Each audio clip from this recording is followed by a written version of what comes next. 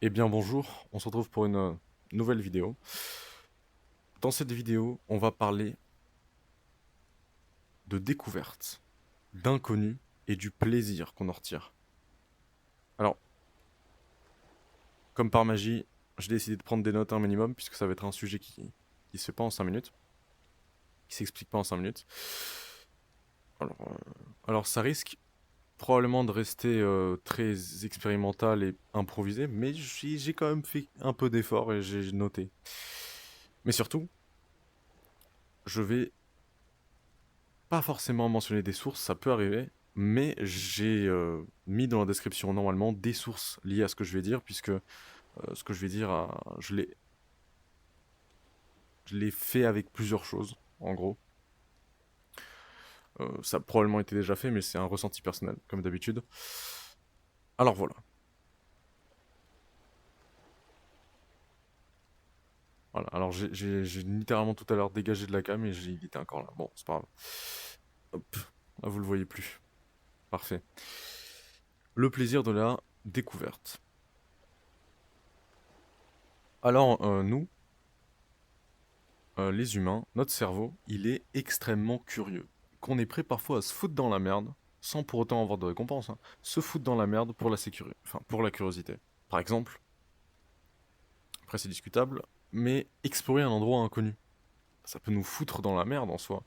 D'aller faire par exemple une exploration urbaine dangereuse, je pense qu'on l'a quasiment tous déjà fait. Explorer un endroit où on n'a pas le droit d'entrer, etc. C'est totalement dangereux, et pourtant on le fait quand même. Parce que notre cerveau, il nous récompense. Alors, vous connaissez la dopamine normalement, un minimum. Mais pour ceux qui ne savent pas comment ça fonctionne, concrètement,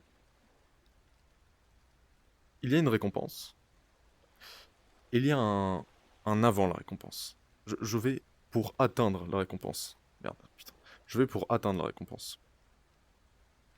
Pendant cette attente, plus je vais me rapprocher de la récompense, plus la dopamine va faire effet. En fait, c'est un peu comme de la motivation. C'est un moyen de nous motiver. On a de plus en plus envie, plus on est proche, et à la fin, quand on est arrivé à la récompense, c'est la chute. Eh bien, la curiosité, elle active cette dopamine. En fait, ça nous procure de la dopamine d'explorer l'inconnu.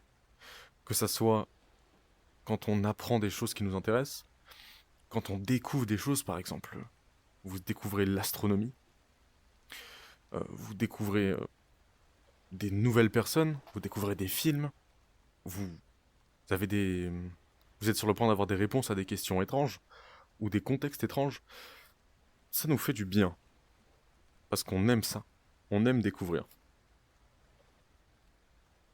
Il y a un paradoxe vachement drôle, c'est qu'en fait, on aime se plonger dans l'inconnu, mais on déteste ça. Notre cerveau, pour automatiser plein de choses, voire tout, il fait des habitudes, il fait des routines. Je sais pas, moi, vous vous levez à 8 heures, vous faites, genre, vous scrollez, des trucs comme ça. Vous allez tous les soirs avec vos potes boire un verre. Votre cerveau, il s'est habitué à ça, c'est ancré en lui. Et il ne veut pas s'en quitter. Il veut pas se barrer, en fait. Il aime ça, les habitudes. C'est un moyen de se sécuriser et aussi un moyen d'économiser de l'énergie, puisque aller dans l'inconnu, c'est ne plus être dans les habitudes, ce n'est plus être dans ce qu'on connaît. Notre cerveau, il consomme de l'énergie pour découvrir. Alors pourquoi est-ce qu'on aime ça? Eh bien, ma réflexion sur ça, elle est plutôt simple. Notre cerveau déteste ne pas comprendre. Et donc, ce qu'il comprend, il veut le garder. Et ce qu'il ne comprend pas, il veut le comprendre. Ce qui fait que, ben, on veut garder notre connaissance, on veut rester dans ce qu'on connaît, et en même temps, on veut connaître. Notre cerveau, il fait ça dans plein de choses. Il essaye de comprendre quasiment tout. C'est un besoin vital. Et je peux vous l'expliquer très simplement via un côté très social, les gens autour de vous, vous les mettez indirectement dans des cases. Vous, inconsciemment, vous les mettez dans des cases. Des gens que vous voyez seulement, des gens que vous connaissez profondément, vous les mettez dans des cases. C'est triste à dire, mais inconsciemment, vous le faites. Un exemple concret, celui qui joue aux jeux vidéo, eh bien, vous le mettez dans cette case de personnes qui jouent aux jeux vidéo. Pourtant, ce n'est absolument pas ce qu'il est. Mais il joue aux jeux vidéo, donc ça rentre dans une case, ce qui permet à votre cerveau de mieux comprendre. Et on le fait aussi naïvement, et très souvent de façon erronée, parce que, bon, vous le savez, on est dans notre propre perception, et ce qu'il y a autour de nous, on essaye de l'assimiler à nos souvenirs, à nos connaissances. On va pas s'étaler, parce qu'on va s'éloigner sinon du sujet, mais concrètement, on veut connaître, et on veut garder ce qu'on connaît. C'est comme ça que j'explique ce paradoxe-là. Maintenant, vous doutez qu'il y a un... Vous vous doutez qu'il y a un petit problème. Une routine, si elle est permanente, qu'elle est longue, même s'il s'agit d'un bonheur, ça devient problématique. La permanence devient problématique.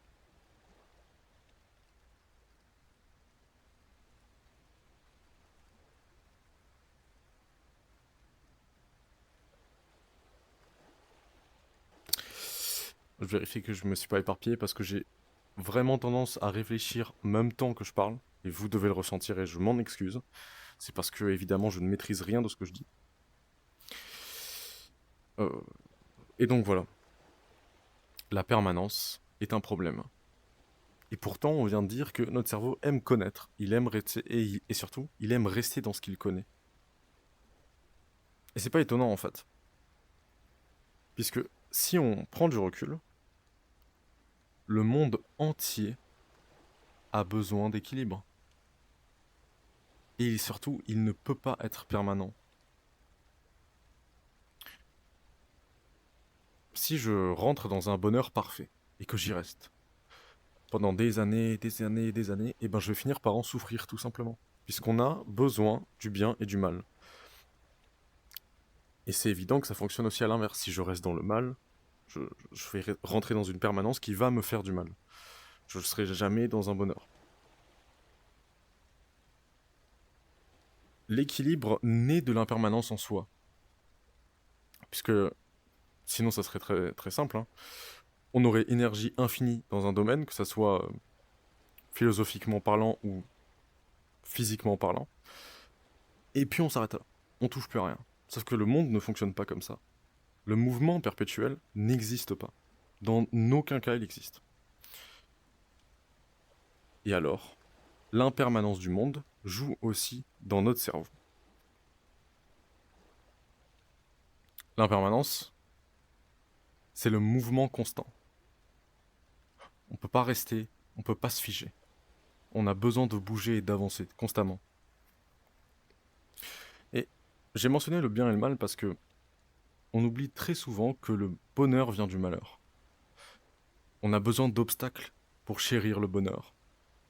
On a besoin d'avoir des malheurs pour chérir le bonheur. Et on se lasse si on y reste dans le bonheur. En psychologie, je pense personnellement, aucune étude, il n'y a aucune étude, je n'en sais rien. Je pense personnellement que ça fonctionne aussi en psychologie. Notre cerveau est incapable de rester dans un malheur constant. Ou alors, il doit consommer autre chose. Puisque ça ferait de l'énergie perpétuelle sinon, je pense. Il doit consommer autre chose. Par exemple, de l'intelligence, ou une autre émotion spécifique, ou le malheur, peut-être qu'il évoluerait, même si aux yeux de la personne il n'évolue pas. Théoriquement, il évolue. Et puis, comme je vous ai dit, on ne peut pas être constamment heureux, il y a bien des moments où on va souffrir, c'est un fait. Et que ça soit à l'extérieur ou à l'intérieur. Et donc, la permanence n'existe pas.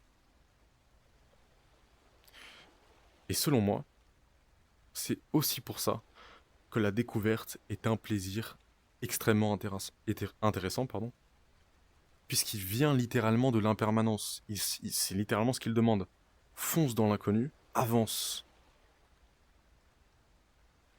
Alors peut-être que découvrir, la découverte en général, c'est quelque chose de très intéressant. Et vous savez, dans le bouddhisme, on a un concept. Pareil, hein, c'est très vague ce que je veux dire, je vais tout mettre en description pour que vous puissiez faire votre avis dessus, puisque je ne suis absolument pas expert. Anicca, ça se prononce peut-être pas comme ça. Anicca, c'est un concept dans le bouddhisme qui est justement lié à l'impermanence. Tout ce qui apparaît doit disparaître. Alors c'est très affirmatif, mais concrètement c'est ça. Et je pense qu'en effet, Anicca, tout comme dans le bouddhisme, il faut le chérir. Chérir l'impermanence, tout comme il faut chérir la découverte. Et déjà, vous le savez probablement, il faut pas qu'on reste, par exemple, sur le passé, il faut pas qu'on reste sur les deuils, sur les gens qui changent en soi, c'est un deuil aussi. Il faut avancer, il faut savoir tourner la page. Et c'est encore lié à l'impermanence. Tout comme c'est encore lié à Anicca. Tout évolue. Alors oui, je comprends pourquoi est-ce qu'on dit le plaisir est dans la découverte. Et je dirais moi, le plaisir est aussi dans l'impermanence. Et peut-être même et surtout dans l'impermanence. Le monde l'est. Et il faut bien le retenir. Et il faut pas être nihiliste. Enfin, vous pouvez l'être évidemment. Et moi je trouve qu'il faut réellement accepter l'impermanence. Et c'est personnellement comme ça que je le vois. Je l'accepte. Et je la chéris aussi.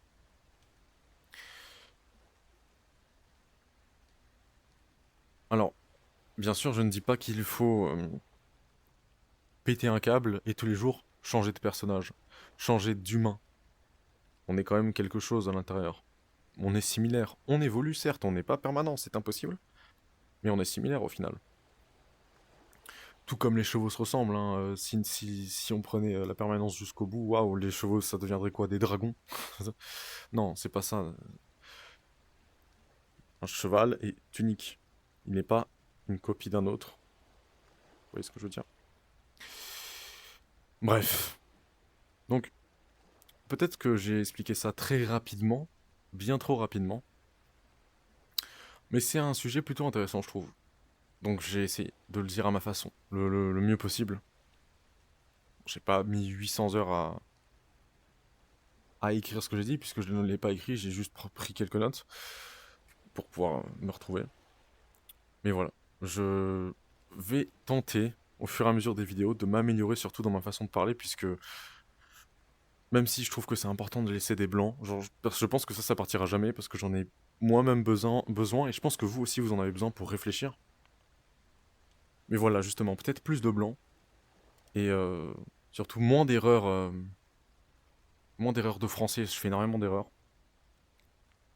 Bégaiement, etc., vous connaissez, vous voyez. Et puis surtout dans mon raisonnement, la répétition, les sources aussi, c'est très important, mais bon, en soi, je me pardonne puisque la chaîne a été pensée pour que ça soit des réflexions personnelles. Mais j'ai très peur que des personnes jeunes ou quoi viennent sur ces vidéos et les écoutent de A à Z. Donc si vous avez des conseils pour démontrer, peut-être qu'à chaque début de vidéo, je devrais dire ne prenez pas ce que je dis au sérieux, etc. Mais du coup, ça sert à quoi de m'écouter? Bon, on va dire que tout le monde voit la description. Donc l'impermanence, il faut la chérir, en effet. Voilà. Chérir l'impermanence. C'est, selon moi, une bonne idée en tout cas. Voilà.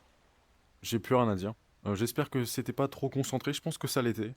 Euh, Peut-être que je supprimerai sa vidéo et j'en referai une plus tard quand j'aurai mieux les idées en place et que je pourrai mieux parler, puisque avec la chaîne je vais évoluer, etc.